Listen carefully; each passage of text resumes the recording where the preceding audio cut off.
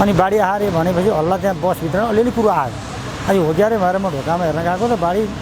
गाडी नजिकै आइपुगिहाल्यो तर यति बेगले आयो कि धन्य नै 20-25 मिटरको उचाइ हानेर आयो एकैचोटि अनि म चाहिँ बसबाट फुत्त भएर बसमा यसो ढ्याक्क एकपल्ट पारेर दौड्दै पारेर ढ्याक्क पारेर चाहिँ जाँदै थिएँ पानीले लडाएपछि नालीतिर फालिदियो अनि बुट्टामा समातेर यसो खोज्दै थिएँ दाइले पनि त्यहीँ फालिदियो अनि दाजुभाइ एकैचोटि निक्ल्यौँ बाहिर पछि भतिजा चाहिँ आफ्नै सुटले निक्ल्यो अनि एकजना महिला चाहिँ उहीँ आफ्नै सुटले निक्लिँदा पछि त्यहीँ गाउँले उद्धार गऱ्यो पछि भयो हामी हामफाल्न चाहिँ हामी त्यहाँ चाहिँ सफल चाहिँ हामी चाहिँ 6जना बाँच्यो एउटा खलासी बाबु चोखो गइदियो एउटा पिसा फेर झरेर चाहिँ गाडी फर्काउन लागेको बेलामा ऊ पनि सकुशल ढिलै नलागिकन बाँच्यो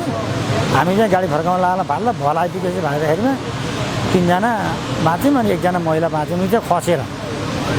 बसबाट खसेर त्यो बसले अलिकति पानी छेक्ने बस उपल्लोपट्टि पो तल्लोपट्टि खसिन्छन् त्यहाँ चाहिँ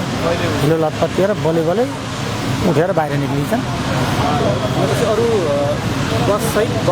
अरू बस छन्द्र्याममै एकदम त्यो अरू बाँच्ने भन्ने चाहिँ सङ्ख्या खै कति पनि छैन मेरो मनमा हामी त्यो बसमा 36 जना अर्को माइको थियो सँगसँगै एउटै गाउँको मान्छे माइकोमा 17-18 जना कति हुनुहुन्थ्यो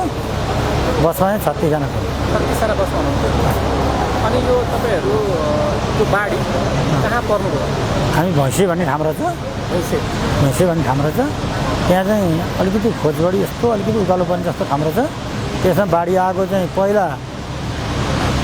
एउटा बाइकले चाहिँ पहिला रोक गाडी फर्का भन्ने सुनेको थियो अरे म चाहिँ अलिक मुन्तिर पुछारमा थिएँ मैले त्यो सुनिनँ मैले सुनेको बाद फर्काउन लाउँथेँ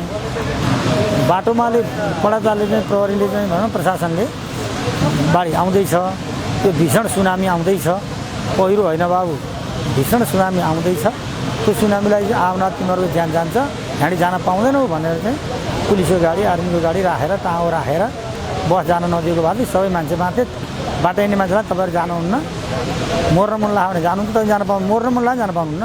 राज्यले त मलाई मर्न दिँदैन त पाउँदैन त तपाईँ यहाँ जानै पाउनुहुन्न जानु त्यो जानु आँट्नु भने म पिड्छु म एउटा कुटमिरो जस्तो घाँसको बोट थियो सानो पाखुरा जत्रो त्यसकै बोट